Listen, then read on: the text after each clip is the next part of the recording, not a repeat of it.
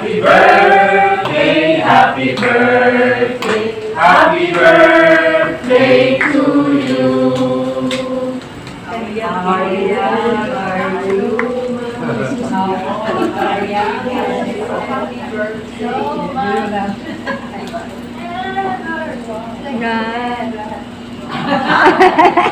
Thank you, Ed.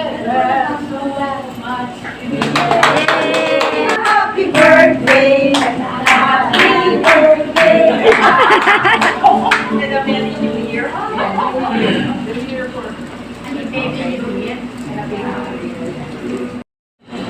If now these people go up to offer themselves, to offer sacrifices, in the temple of the Lord in Jerusalem, the hearts of these people will return to their master, Rehoboam, king of Judah, and they will kill me.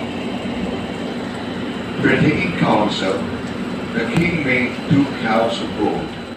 Here is your God who is there, who brought you up from the land of Egypt.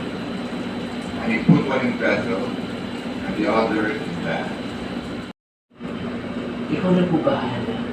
Diba yung ating sariling little way natin of showing compassion, showing love to others, trying to find paano tayo magiging presence of God sa ibang tao.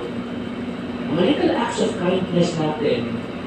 Pero we do not know na baka meron natatouch dyan. Sabi niyo isang mother po sa akin, kasi po sila po ay meron charitable work, meron silang hospital na malaki. Sabi niya, Father, we are helping a lot of people. But the question is, have we touched those people? Ang dami-dami natutulungan. Pero nahipo ba namin yung puso nila? Di ba? Na yung mga maliliit na acts of kindness nito, maliliit na acts of love, i-ano yung mga little way natin. Those are our 7 loaves na ginagawa ng Panginoon. Minumultiply ng Panginoon para sa iba. Jesus is moved by the people's hunger in our gospel today. In the tradition of our Holy Father, St. John of the Cross, and St. Teresa of Avila, it highlights Christ's desire to nourish the soul. Kumbaga ho, nag-aalala ang Panginoon sa physical well-being ng mga tao na yan, pero actually kasama din yung spiritual well-being nila. Diba? Through the intimate union that they have, we figured in that 7 loaves of bread, their encounter with Jesus in the Eucharist. Ito alam natin yung mga multiplication of bread na yan. It always points to Jesus. Nagpunta po ako doon sa place where that miracle happened po, sa top in Galilee. Sa ilalim mo ng altar, mayroon diyang mosaic ng loaves of bread. Tapos po yung loaves of bread doon, sabi ng tour guide, kailangan niyo kung ilan. Di ba? Ang pinagamit, ito yun eh. Pero pag pinila mo yun doon, 6 lang. Kulang yung isa. So, nasaan na yung isa? Nasa bulsa. Inain.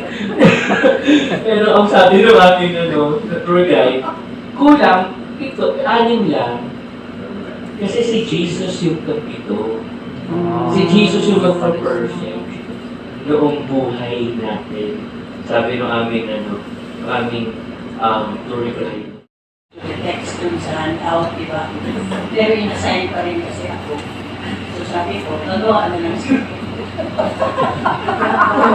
Anyway, okay. So, okay. I referred to the book written, The Story of a Life. This was written by Bishop Gaucher. Kung sa Tagalog, Bishop Guy Gaucher. Pero French, he was a French Carmelite bishop. Si Bishop Guy Gaucher. He died in 2014. He is a theologian and an expert, considered an expert in the life and writings